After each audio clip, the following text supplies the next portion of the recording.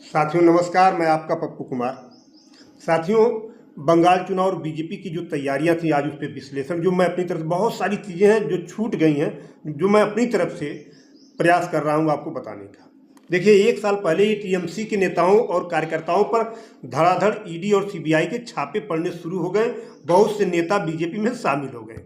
हुमायूं कबीर ने बीजेपी छोड़कर अपनी पार्टी बना ली ताकि टीएमसी का वोट बैंक डिवाइड हो जाए। बाबरी मस्जिद की नींव रखकर हिंदुओं में एक तरह का गुस्सा पैदा किया गया। वंदे मातरम गीत को राष्ट्रगान की तरह लागू किया गया, क्योंकि इसको गाने और लिखने वाले दोनों ही बंगाल से थे।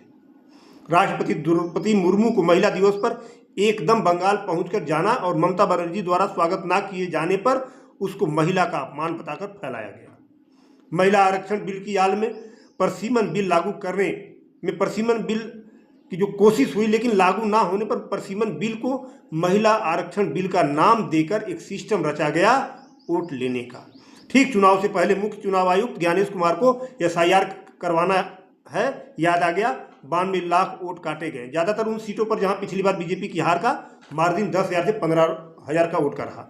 सीमाओं की सुरक्षा का जिम्मा वैसे तो केंद्र सरकार का होता है, लेकिन बीजेपी ने इसको मुख्यमंत्री लेवल का मुद्दा बनाकर प्रस्तुत किया।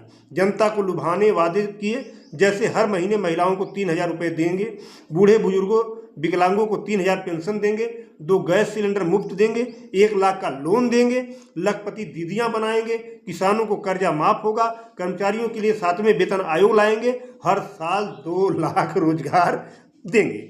देश के प्रधानमंत्री, गृह मंत्री, रक्षा मंत्री, परिवहन मंत्री सबने 4 महीने पहले ही बंगाल में डेरा डाल दिया था। बीजेपी के 20 मुख्यमंत्री सहित 300 राज्यसभा और लोकसभा के सांसद, 700 से 800 बीजेपी के विधायक और अन्य पदाधिकारी, पन्ना प्रमुख, जिला अध्यक्ष, उपाध्यक्ष, चेयरमैन बंगाल में दिन रात चुनाव प्रचार में लगे रहे। CRPF, Gyanesh Kumar plus EVM plus केंद्रीय सुरक्षा बल plus ED plus CBI plus SIR plus चुनाव आयोग सब 4 महीने तक बंगाल में डेरा डाले रहे। ये चुनाव प्रचार अरबों खरबों खर्च किया गया।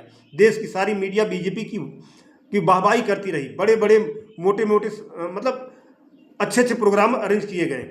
लोकल यूट्यूबर और पत्रकारों को प्रचार के लिए लगाया गया। बीजेपी नेताओं ने मछली, भात और मटन बिरयानी दबा कर खाया।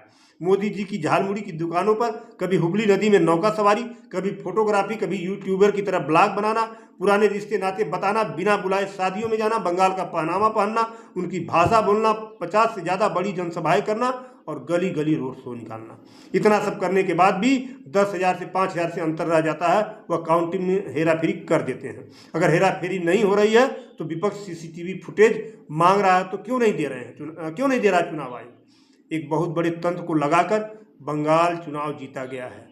ऐसा चुनाव आप किसी भी राज्य में करवा दीजिए, बीजेपी ही जीतेगी। एक छोटा सा विश्लेषण था, बहुत सारे हजारों कारण होंगे, बहुत सारे कारण होंगे, कुछ कारण जो मेरी समझ में आया मैं आपको बता दिया। आज के लिए इतना ही, बहुत बहुत धन्यवाद। जय भीम, जय समाजवाद, भारत माता की जय, जय हिंद, सबको प्रणाम, धन्यवाद, वंदे मातरम, जय जोहार, धन्यवाद।